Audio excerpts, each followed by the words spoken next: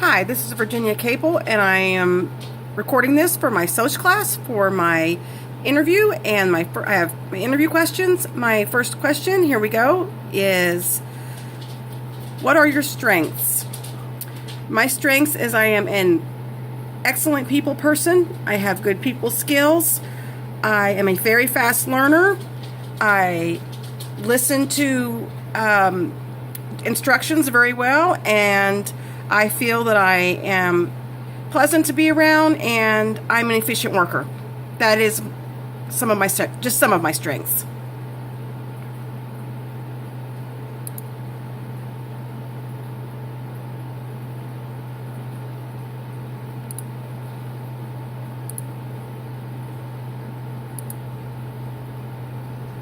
Next question 2 is, have you helped another person reach their goals? Yes, my last job that I had, I was there for 7 years, and so I became very efficient. The more you do a job, the more comfortable and the more you know what you're doing.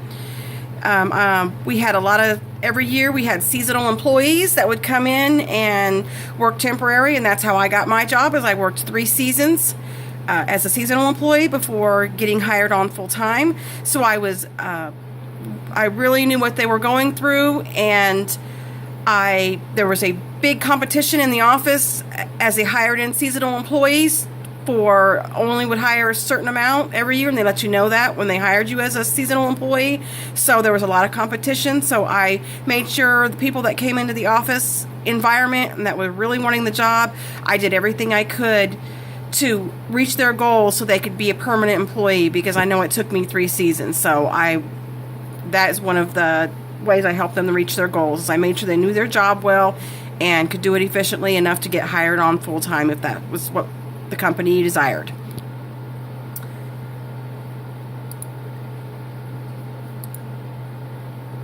Next question is, what was your favorite project? My favorite project was throughout the office, and actually it was plant-wide. We got involved in Habitat for Humanity. We all contributed donations, and there was a certain employee there, and she was a single mother with 3 kids, and she had worked there for a long time, and the project focused around her. It was a long-term project, but in the end, it was over a year in the making, but in the end, with donations and the employees' contributions, and everybody pitched in a hand, everything from if you could just donate a little bit of money to your time, to whatever it took. I ended up helping and was part of the project, which I'm very proud of, and she ended up with a 3-bedroom house for her and her 3 children through Habitat for Humanity, and I was very proud of that.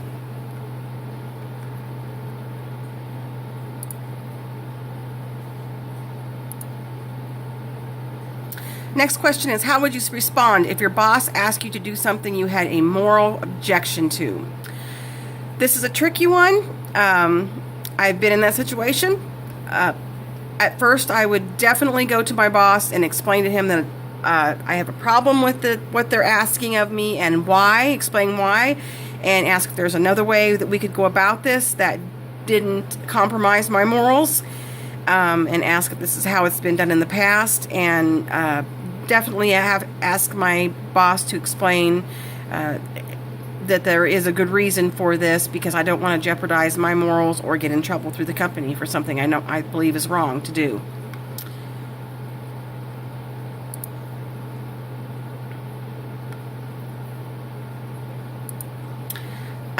Question number 5, how do you respond to feedback?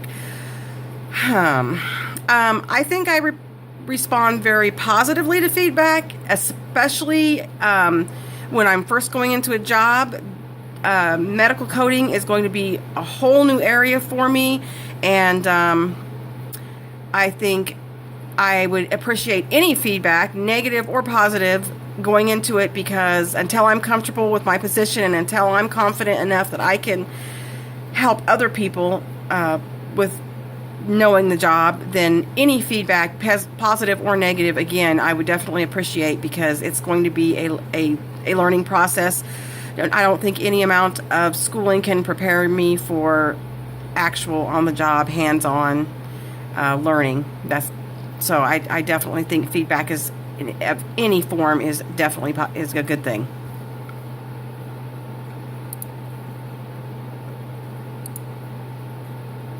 Number 6 is tell me about your greatest professional achievement. Oh, well, goodness. I think my greatest professional achievement kind of coincides with personal because I currently I quit my job in 2013. My sister has diagnosed with dementia and Alzheimer's, and I've been taking care of her. And so even though I quit my job professionally in an office environment, I went to a home health care situation, and I also had CNA experience behind me. So I feel that this experience has helped me grow. So even though it's professional slash personal, I think that there is no amount of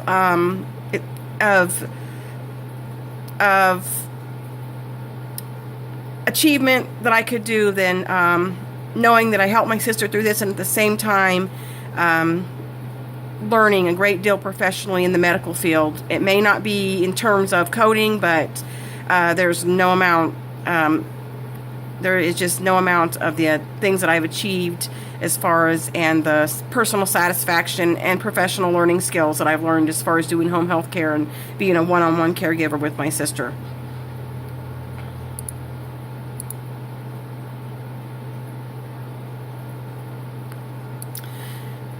And the final question, number 7, where do you see yourself in 5 years, 10 years? Oh my goodness.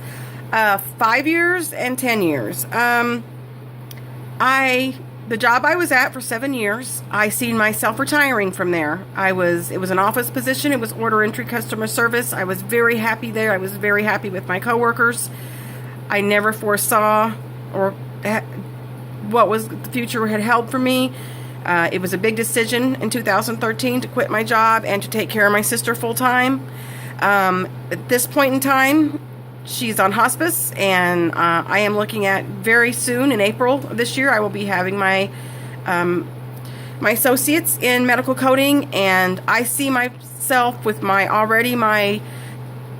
office knowledge and my medical knowledge, taking forward from CNA work and taking care of my sister. I see that combining this into my medical coding, and I see myself wherever I am in 5 years, probably being there until I retire, that being the place, because I definitely plan on making a career in it, and the job that I decide and the job that I take on is probably, I'm there, I'm home. That is definitely where I see myself, whether it be 5 years or 10 years. That's where I see myself, as the medical coding. Okay, well, thank you, and I hope I can get this uploaded. And you have a great day, and I will definitely, if I could get your business card, and that way I could do a follow-up, and I hope you choose me. Thank you. Have a nice day.